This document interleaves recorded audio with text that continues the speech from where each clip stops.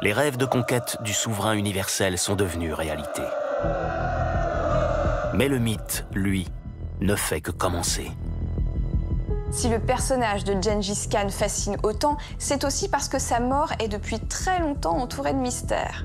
Pendant près de 750 ans, on ne sait pas où se trouve sa sépulture. Comme si la dépouille du père fondateur de l'Empire mongol s'était volatilisée. Malgré les nombreuses tentatives des historiens et archéologues pour élucider cette énigme posthume, aucun mausolée ou pierre tombale n'est identifié. La dernière demeure de Gengis Khan reste introuvable. Est-ce qu'il a été, oui ou non, inhumé? Est-ce qu'il a bénéficié d'une cérémonie funéraire digne de son rang? Ou est-ce qu'on a cherché volontairement à le faire disparaître? Toutes ces questions restées en suspens mobilisent les historiens depuis le Moyen-Âge. Quand on pense à Gengis Khan, on pense à un homme dont l'empire et la richesse sont immenses. Alors, trouver sa tombe serait la découverte ultime.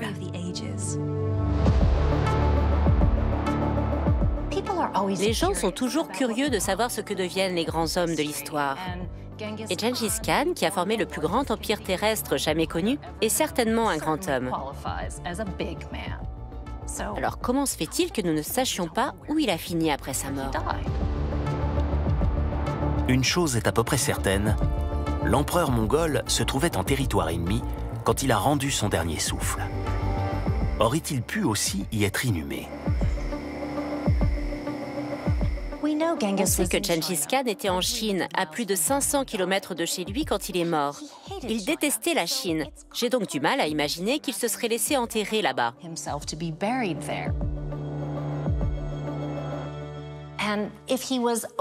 S'il était suffisamment conscient pour préparer sa succession, je pense qu'il aurait demandé à ses conseillers de le ramener chez lui.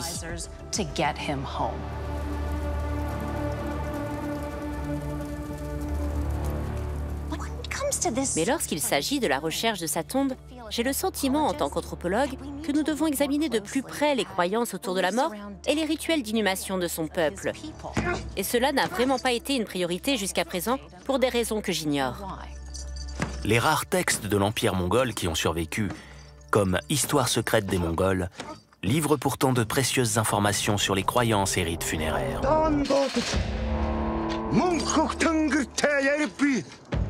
Encore aujourd'hui, les Mongols n'aiment pas vraiment parler de la mort. La croyance est qu'à la mort, l'esprit quitte le corps et entre dans le monde des esprits. Et que le corps, à ce moment-là, est potentiellement dangereux. Il faut s'en débarrasser. Selon la croyance mongole, dès que l'esprit quitte le corps, les démons et les mauvais esprits tentent de prendre sa place.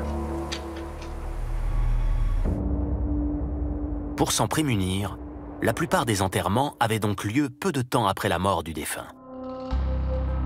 Le corps était déposé proche de la surface de la terre, dans des tombes simples et anonymes. Cette pratique était la même pour tous les citoyens de l'Empire mongol, quel que soit leur rang social. Mais dans le cas de Gengis Khan, il s'agit tout de même de l'homme qui a créé la Mongolie. Il a été le fondateur et le souverain universel du plus grand empire de l'histoire. On a donc du mal à imaginer qu'il ait pu être enterré dans une simple fosse creusée à la va-vite à la surface de la Terre, qui plus est en plein territoire ennemi.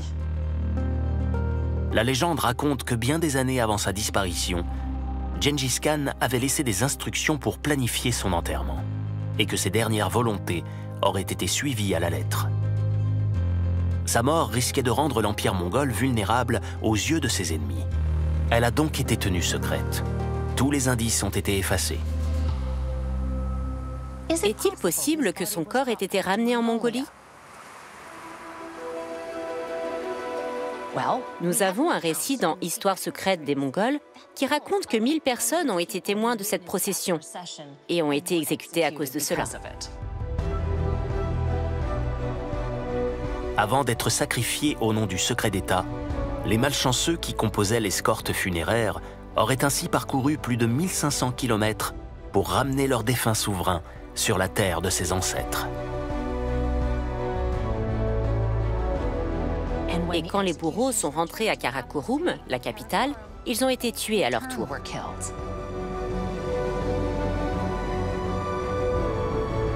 S'il ne restait aucun témoin, comment espérer alors retrouver un jour la sépulture de Gengis Khan? Au cours des siècles, les experts se sont intéressés aux pratiques ancestrales des tribus locales pour espérer trouver des indices qui permettraient de l'identifier. Disons qu'ils ont ramené Gengis Khan en Mongolie. Nous avons l'exemple d'un groupe ancestral appelé les Tchondnu, qui enterraient leurs élites dans des tombes 20 mètres sous terre. Ils les tapissaient de bois et les remplissaient de trésors représentant leurs accomplissements terrestres. Si Gengis Khan avait été enterré de cette façon, on peut imaginer trouver un véritable trésor. Gengis Khan étant ce qu'il était, la taille de sa tombe, même anonyme, devait forcément être proportionnelle à son incomparable stature. Et donc, forcément, la rendre invisible de l'extérieur n'a pas dû être une mince affaire. Sachant que les Mongols ne marquaient pas leurs tombes, on peut se demander comment ils ont pu dissimuler une sépulture d'une telle envergure.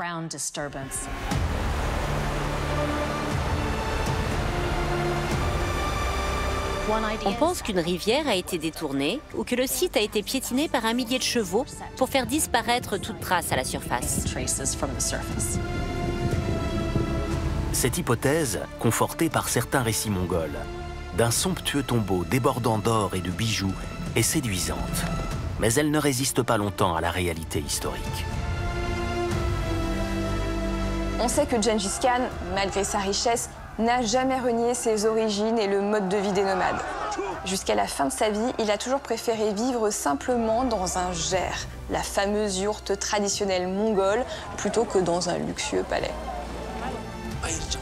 La légende raconte même qu'il n'a jamais mis les pieds dans un palais de toute sa vie.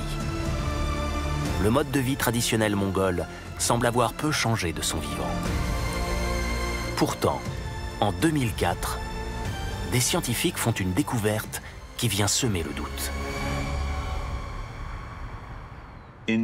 En 2004, une équipe japonaise et mongole a découvert un palais à environ 240 km à l'est d'Oulan-Bator, la capitale actuelle de la Mongolie. Ce palais, si c'est vrai, semble être une contradiction. Personne n'était censé trouver sa tombe, et pourtant, s'il existe un palais qui date de cette période et qui pourrait être lié à sa tombe, alors nous avons potentiellement trouvé une piste pour découvrir le lieu de l'enterrement de Gengis Khan. Pour les scientifiques, ce palais pourrait mener directement à un grand mausolée, l'ultime demeure de Gengis Khan. Il existait bien des textes qui mentionnaient des visites entre un tombeau et un palais, mais aucun ne parlait d'un éventuel lieu de vénération. Donc c'est une hypothèse, mais elle contredit tout ce que nous pensions savoir jusqu'à présent. Gengis Khan avait-il renié le mode de vie nomade pour un luxueux palais? Et se pourrait-il que l'on découvre un jour, à côté, son ultime demeure? Aussi tentante soit-elle, pour la majorité de la communauté scientifique, cette théorie semble hautement improbable. S'il est séduisant d'imaginer qu'un somptueux tombeau attend d'être découvert, le fait est que les pratiques funéraires de l'époque étaient liées au mode de vie nomade et que les Mongols étaient davantage susceptibles d'attacher un corps à un cheval et de l'envoyer dans la steppe ou de procéder à un enterrement à ciel ouvert.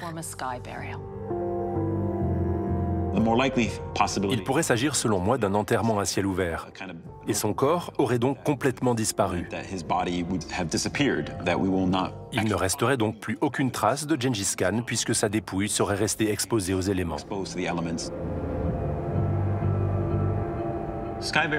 Les enterrements à ciel ouvert sont des funérailles qui se trouvent souvent dans des lieux élevés ou dégagés.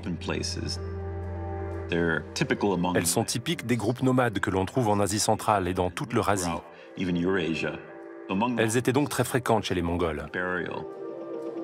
Le principe est qu'une fois que la personne meurt, son corps retourne aux éléments.